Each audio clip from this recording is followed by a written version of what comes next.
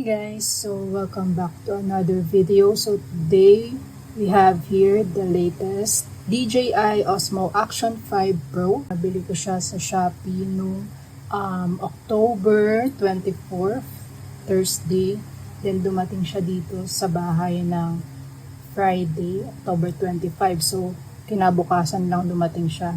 I-unbox natin to ngayon. Dito sa box nakalagay is DJI Osmo Action 5 Pro. Tapos may picture ng action camera. And then dito nakalagay is standard combo. Meron rin pala to guys na adventure combo. So this is the standard combo. So sa box niya, dito sa side nakalagay DJI logo. And then dito sa kabilang side is pictures lang. Sa taas is blank. And then dito sa likod, ayan, ito yung mga main features niya. So nakalagay dito is revolutionary imaging performance with an all-new 1 and 1.3 inches sensor. Then next is the center and track subjects with enhanced precision. So guys, hindi umaandar yung camera dito Bale, digitally track lang yung ginagawa niya. Hindi mismo yung camera yung sumusunod sa'yo. So next is the dual HDR OLED touchscreen. Ayan. Tapos ito guys, mas matagal na. 4 hours na. Capture more with 4 hours extended battery life. And then next is the professional audio recording with DJI microphone connection. The next one is the robust stabilization with 360 degrees horizon steady. Tara, unbox na natin to. We have here the handy dandy knife. Okay, from Baguio. Matagal na to sa akin guys. So, unbox na natin to. Let's cut here.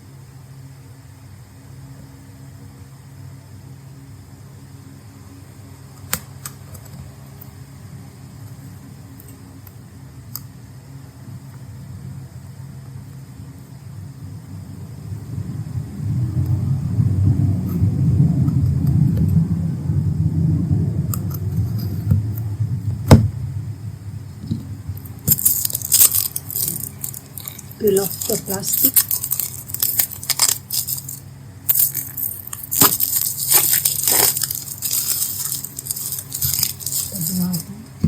So, buksan na natin yung mismong box.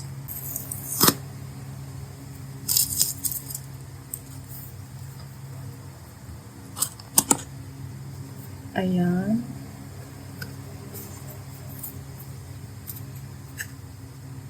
So, ito muna kunin natin. Let's see. So, ang laman ng box is itong small box and the device itself. Okay. And meron pa dito nakalagay. Silica gel. What's this? Anyway, may card dito. Ayan. DJI Store app. Pinakot ni DJI. And then also recommended video editing app ni DJI, which is the Lightcut app. Yan. Manadownload nyo siya sa Play Store or App Store. Yan. Tabi lang natin. Wala pala siyang laman guys. Pang-fill lang siya dun sa space. So, tabi na muna natin to box. So, mamaya na natin tignan yung device. Dito muna tayo sa maliit na box. So, let's go ahead and open this one. Ayan, accessories. So, andito na lahat. So, ang una natin makukuha dito is the protective case ng Osmo Action 5.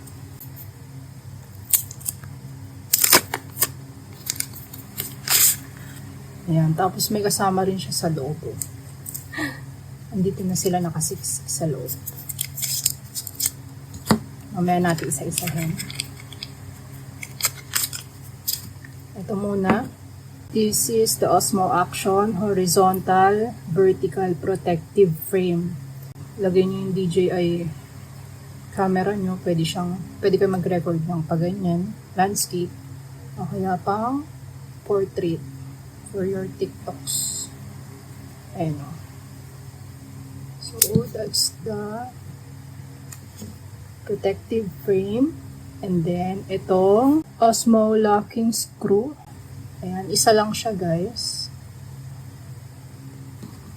And then, we have the Type-C to Type-C cable.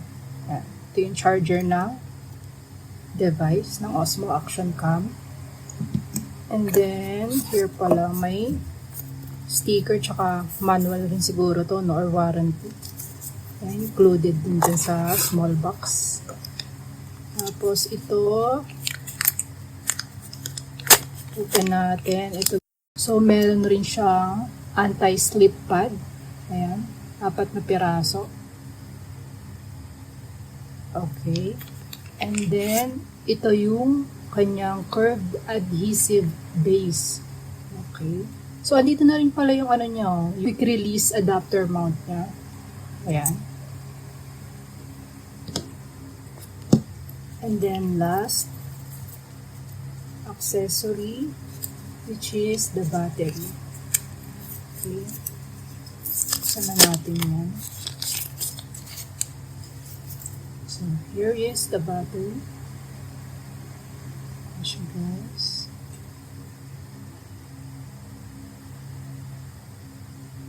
And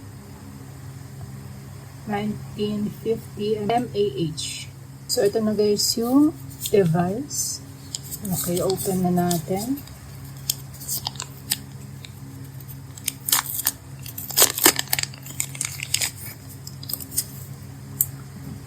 Look at that.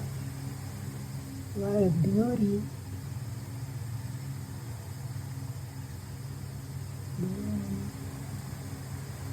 Fingerprint agad eh, no? Anyway, let's go ahead and peel this.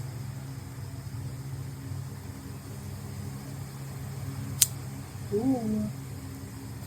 Ito guys is natatanggal nga pala. Ito yung kanyang rubber lens protector. So, hugutin nyo lang siya, natatanggal na siya agad. And then also the glass lens cover. Twist nyo lang siya counterclockwise. Hindi ko siya matanggal guys, medyo mahigpit. Ayun, as you can see, ito yung device. Then, may nakalagay na Action 5 Pro dyan. So, kung nakikita nyo guys, tignan nyo yung sa bandang O. Medyo kakaiba siya, no? Yung sa O. Kasi yan daw yung temperature sensor niya. Tapos dito sa taas, dito natin makikita yung speaker. Alam ko speaker to. And then the power button. And then dito sa left side naman niya is dito yung power button. And then dito sa bandang baba is dito yung kanyang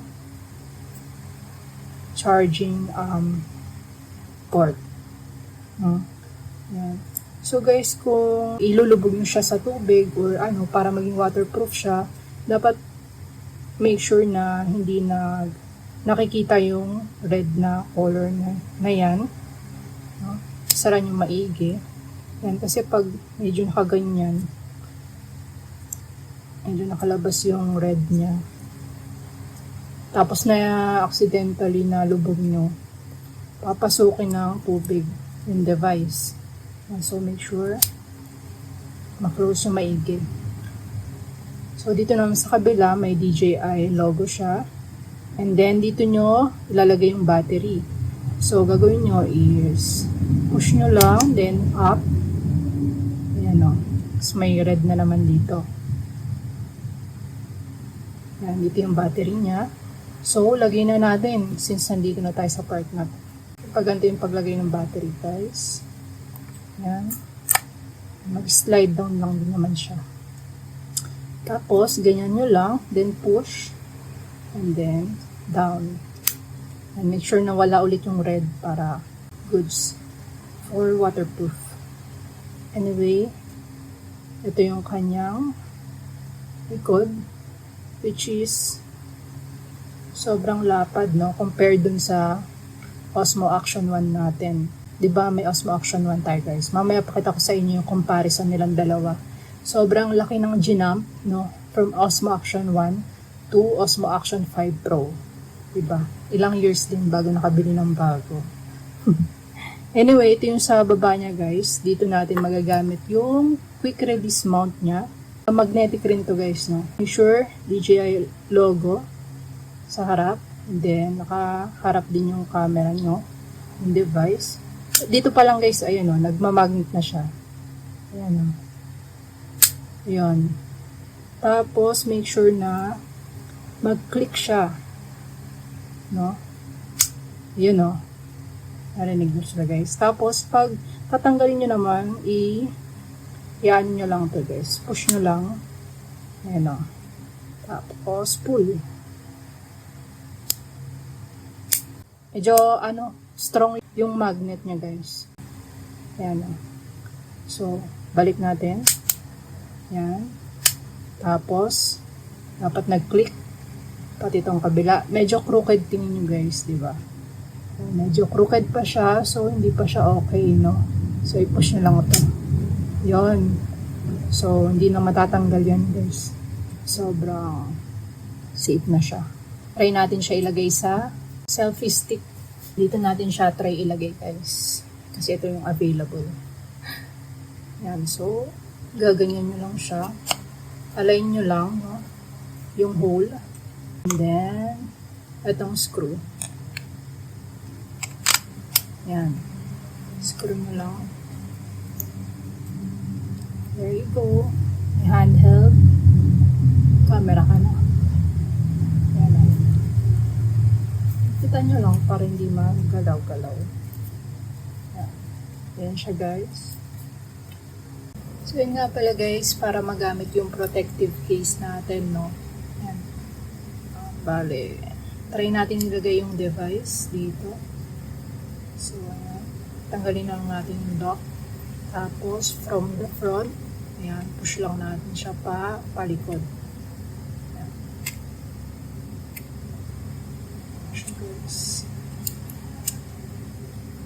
Ayan. Tapos, ilak lang natin. Pag ganyan. Ayan. So, meron na siyang protective frame. Dito guys, pwede nyo siyang mamount ng saan na yung magnetic mount natin. Ito guys yung magnetic mount. So, kung gusto nyo take ng video landscape, yan nyo lang. Sabi lang nung ginawa natin kanina. Yan. Wait nyo marinig yung click para sigurado kayo safe na siya dyan. Okay, kung gusto nyo naman ng pang mga TikTok, ganyan, story, kumuha ng pa-portrait mode. Ayan, dito guys, pwede. So, ayan lang. Same lang din. Ayan.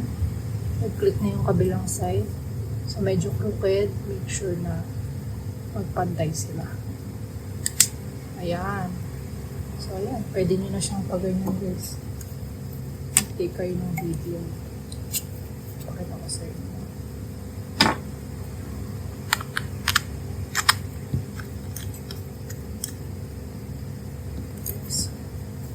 Portrait mode.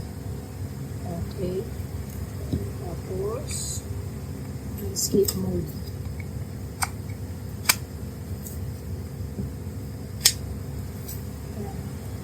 Ayan guys.